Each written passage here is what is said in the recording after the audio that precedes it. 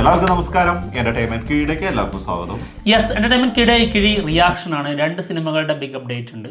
ഒന്ന് ലാലേട്ടൻ്റെ തുടരും എന്ന സിനിമ, പിന്നെ ലാലേട്ടൻ്റെ തന്നെ എമ്പുരാൻ എന്ന സിനിമ. എമ്പുരാൻ്റെ ക്യാരക്ടർ റിവീലിംഗ് നടന്നുകൊണ്ടിരിക്കുകയാണ്. പിന്നെ അതുപോലെ തുടരും സിനിമയുടെ ഫസ്റ്റ് സിംഗിൾ വരുന്നുണ്ട്, അതിൻ്റെ ഒരു പ്രൊമോ വന്നിട്ടുണ്ട്. ആദ്യം പ്രൊമോ ആണ്. ഓക്കെ, ഇതിൻ്റെ ഫസ്റ്റ് സിംഗിൾ വരുന്നത് ഫെബ്രുവരി 21 7 മണിക്കാട്ടോ, രാത്രി. ഓക്കെ ഓക്കെ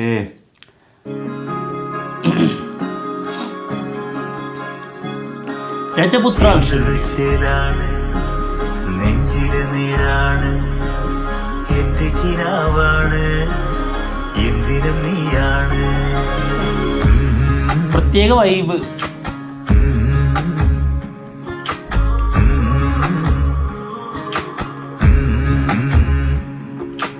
കൺമണിപ്പൂവേ കണ്ണാടിപ്പൂവേ കണിപ്പൂവേ മുറ്റമിതാകെ പൂത്തു നിന്നാട്ടേ. നല്ല രസം. കൺമണിപ്പൂവേ എന്ന സോങ്ങാണ്. ഞാനേ ലാലേട്ടൻ ഇരിക്കുന്നതിന്റെ നോക്കിയിട്ടുള്ളത്. ഒന്ന് ജില്ലയിലെ ഫോട്ടോ മറ്റേ വരച്ചു വെച്ചിട്ടുള്ളത്.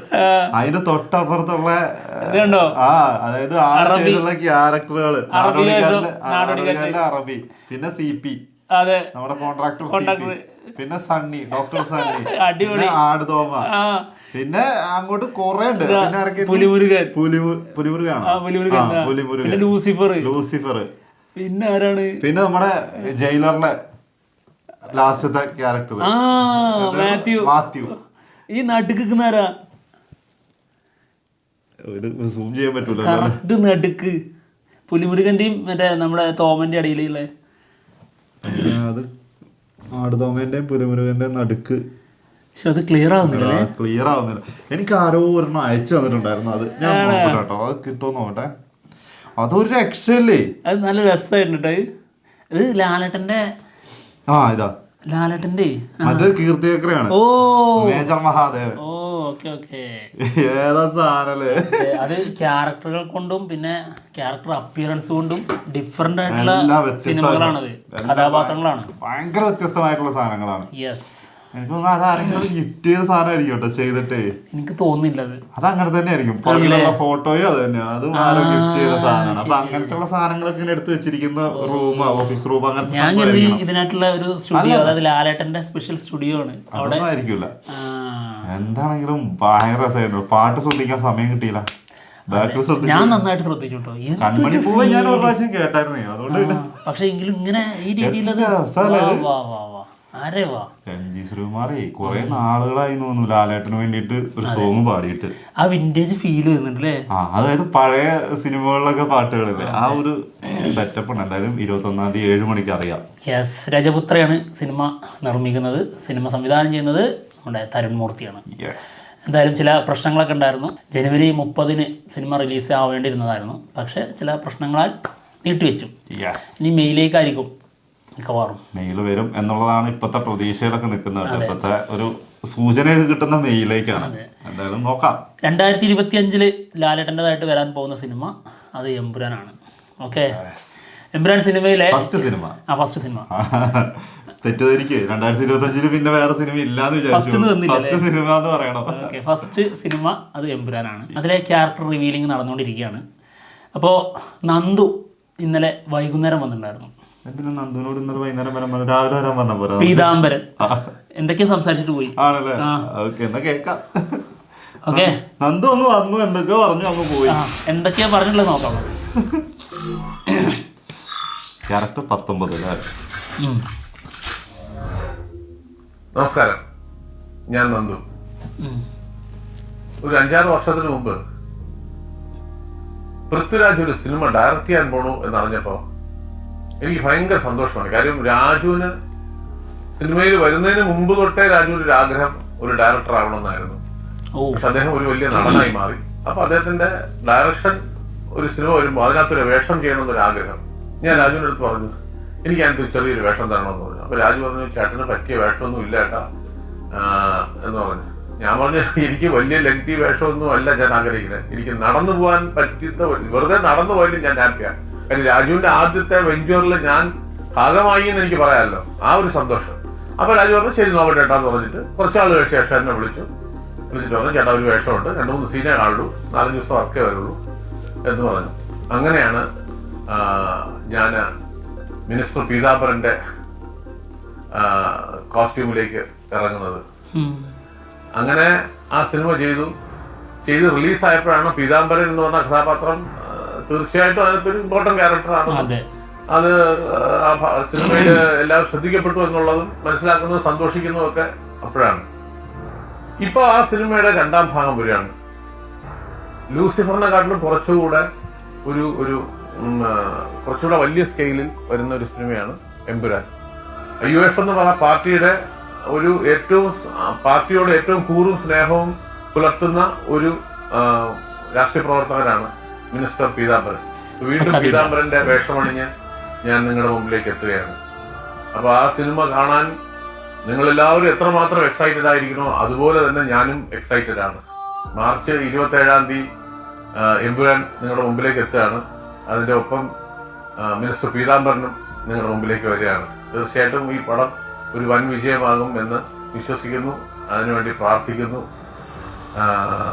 I wish Empuran a great success. Thank you. Mister Peethambaran. Yes, ഇത് കഴിഞ്ഞൊരാൾ വന്നിട്ടുണ്ട്.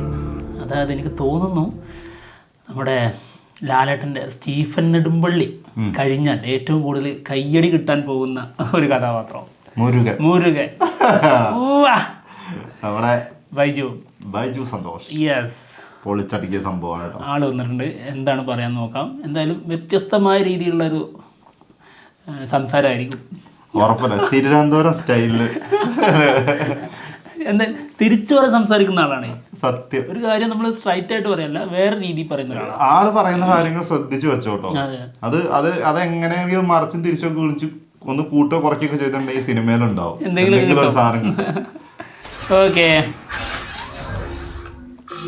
18. നമസ്കാരം, ഞാൻ ബൈജു സന്തോഷ്. ബഹുമാനൊന്നും വേണ്ട. ലൂസിഫർ എന്ന ചിത്രവും അതിലെ കഥാപാത്രങ്ങളെയും പ്രത്യേകിച്ച് സീഫച്ചാനെയും മുരുകനെയൊന്നും ആരും മറന്നിട്ടില്ല എന്ന് വിചാരിക്കുന്നു. വളരെ ഇഷ്ടത്തോടു കൂടി ഞാൻ അവതരിപ്പിച്ച ഒരു കഥാപാത്രമായിരുന്നു മുരുകൻ. നീണ്ട 5 വർഷത്തിന് ശേഷം ഞങ്ങൾ വീണ്ടും എമ്പുരാനിലൂടെ ഒന്നിക്കുകയാണ്. ഈ അവസരത്തിൽ ശ്രീ മോഹൻലാൽ, ആന്റണി പെരുമ്പാവൂർ, പൃഥ്വിരാജ്, മുരളി ഗോപി, സുജിത്ത് വാസുദേവ്, അസോസിയേറ്റ് വാവ തുടങ്ങിയ എല്ലാവരെയും ഞാൻ വളരെ സ്നേഹത്തോടെ ഓർമ്മിക്കുകയാണ്. മലയാളം കണ്ട ഏറ്റവും വലിയ സിനിമയായ എമ്പുരാൻ എത്തുമ്പോൾ അതിൽ മുരുകൻ എന്ന കഥാപാത്രമായി ഒരു മര്യാദയോടുകൂടി ഞാൻ മുന്നിലേക്ക് എത്തുകയാണ്. മാർച്ച് 27-ാം തീയതി കേരളത്തിലെ ഏതാണ്ട് 700ഓളം തിയേറ്ററുകളിൽ എമ്പുരാൻ എത്തുകയാണ്. അപ്പോ നമുക്ക് തിയേറ്ററിൽ വെച്ച് കാണണം, കണ്ടേ പറ്റൂ. കണ്ടാ നിങ്ങൾക്ക് കൊള്ളാം, പിന്നെ ഞങ്ങൾക്കും കൊള്ളാം.